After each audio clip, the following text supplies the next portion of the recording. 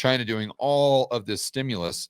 And, how many times have they come out recently and said, we're doing another bazooka, another bazooka, another bazooka? And market participants, I think now, are starting to brush this off and just say, yeah, you fool me once, shame on you. Fool me twice, shame on me. And if this stimulus, quote unquote, hasn't done anything to stimulate the economy, maybe the stimulus isn't really stimulative. Boy, maybe QE mechanically really doesn't work. And that could be a black swan in and of itself, where the central planners finally come to that realization, or maybe even the market comes to that realization that the Fed put is no longer a put. Let's look at what's happening specifically. We're going to go to Bloomberg for this. And here we go. I've not looked at this article, so we're going to go through it together in real time. China's economy stumbles in sign rebound hinges on more stimulus. Isn't that amazing? Isn't they never, ever, ever, ever sit there and say, we've done 45 rounds of stimulus and nothing's happened. Maybe, I don't know, maybe stimulus doesn't work. Oh, no. Well, that can't be it. Obviously, it's just because we haven't done enough stimulus. This is one of the reasons why I sit there and pound the table that the Fed's balance sheet doesn't matter in most situations, as far as lending and doing all these things. Because even in the United States, even people that are pro free market capitalism and small government, they still have this view that everything, the economy, interest rates, you name it, it all revolves around the Fed. And if it doesn't revolve around the Fed, then it definitely all revolves around the government. No, it doesn't. No, it doesn't. I mean, Japan, how grave an example is that?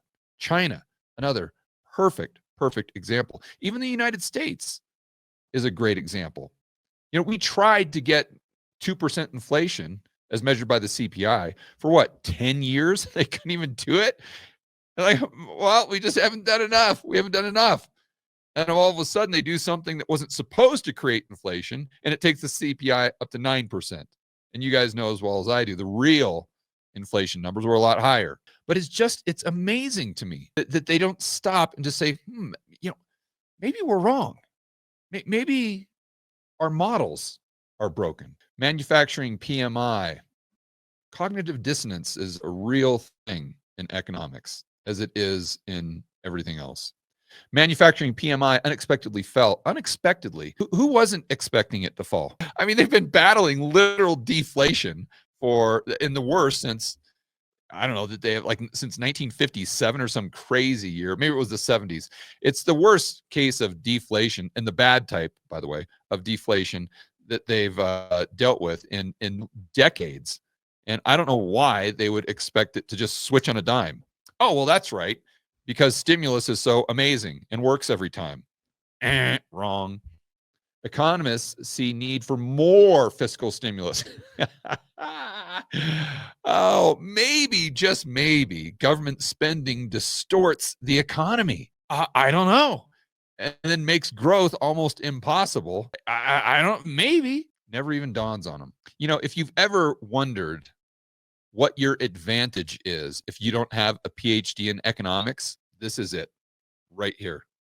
It's just like Kamala told us, that if you don't have a PhD in economics, you are not constrained. You are unconstrained by what has been, or whatever that stupid saying was. That's your edge that you have over all of the quote unquote economists and experts out there, is you can actually just use good old fashioned common sense. You haven't been brainwashed by all these crazy Keynesian textbooks. Factory activity shrank in January after 3 months of expansion with the manufacturing purchasing manager. So you just get this little sugar rush, then all of a sudden things go back and get even worse. So you take 1 step forward, 2 steps back.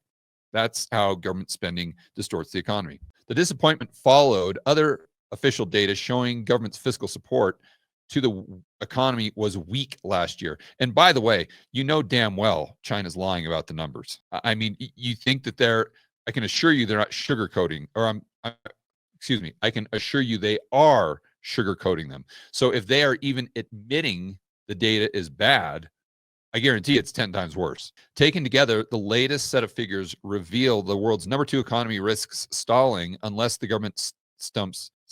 That's got to be a typo. Unless the government stumps up more money, in more money. I have no idea what they're trying to say here, but you guys get it. They're saying it's like cowbell. They're just we need more cowbell. More cowbell. All we need is more cowbell. Oh man. Without a more pro-growth stance. I know what might be a more pro-growth stance. How about reducing regulations? How about not being a communist country anymore? I don't know. Maybe communism isn't great for economic growth. Ah, boy. So here's a chart showing how the factory activity slowed. The urgency is only increasing as Trump threatens to hit Chinese exports with tariffs. Yeah, look, and I'll sit there and I hate tariffs as far as an economic policy. I think they are a net negative for American citizens. Although there are some benefit, again, it's cost benefits, right? It's not like there's only costs, and it's not like there's only benefits. Absolutely, there are benefits for the American people as far as these tariffs, but on net balance, that's what you got to look at.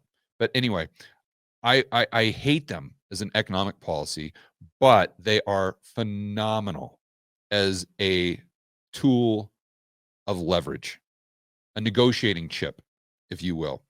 And so if Donald Trump only uses them that way, then great. Assuming that the result is more free market capitalism, which on net, again, costs, benefit society at large. And when I mean society, I'm talking about American society. So that weakens overseas demand at a time when domestic consumers, and not only that, but let's remember, what's China going to do if Trump implements tariffs? They're going to tariff us back. I mean, that's one thing that nobody ever talks about. It's almost like tariffs just go one way. No, you get into these wars where we do a tariff and then they do a tariff and then we do another tariff and they do something else to block off, X, Y, and Z.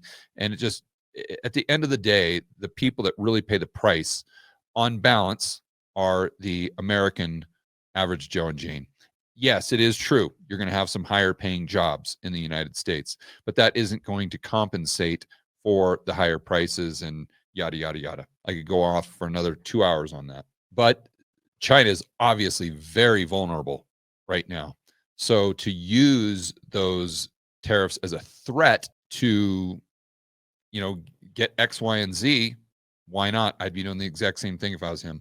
Authorities have pledged to adopt more supportive fiscal and monetary policies. You ain't going to do it with central planning, China.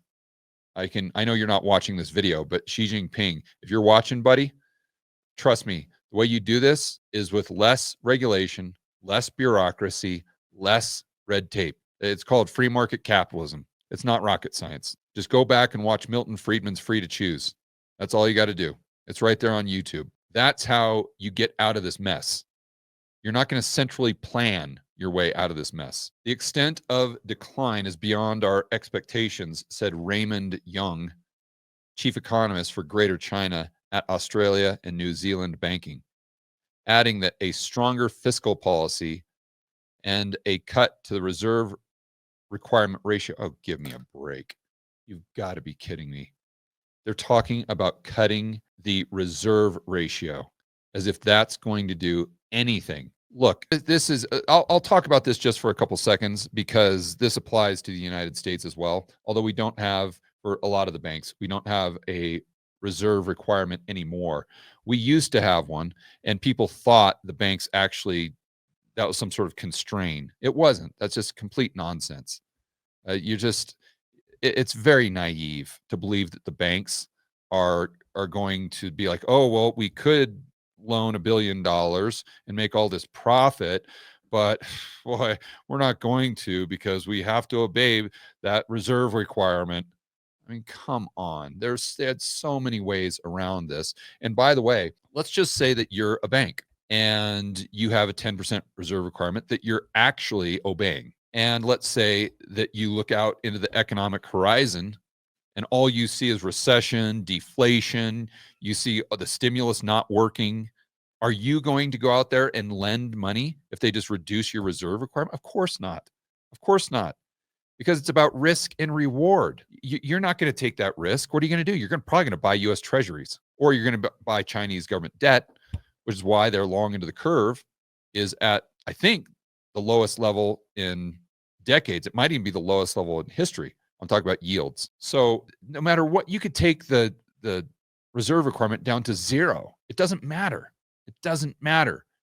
That doesn't change the risk reward for the bank. If there's no good opportunities out there, if they're not going to get paid back, or if the probability they get paid back is incredibly low, no matter what you do, they're not going to take that loan onto their balance sheet. So I think the main takeaway there from China is understanding that you can't centrally plan your way out of a recession or an economic, well, I take that back.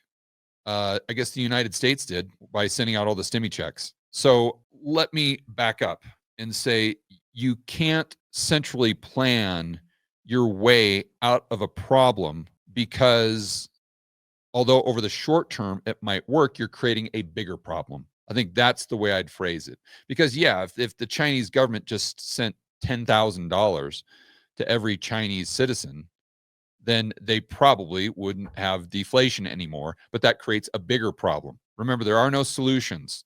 There are only trade-offs. So the only way, or the best approach here that wouldn't cause a bigger problem down the road, would be less central planning, not more central planning.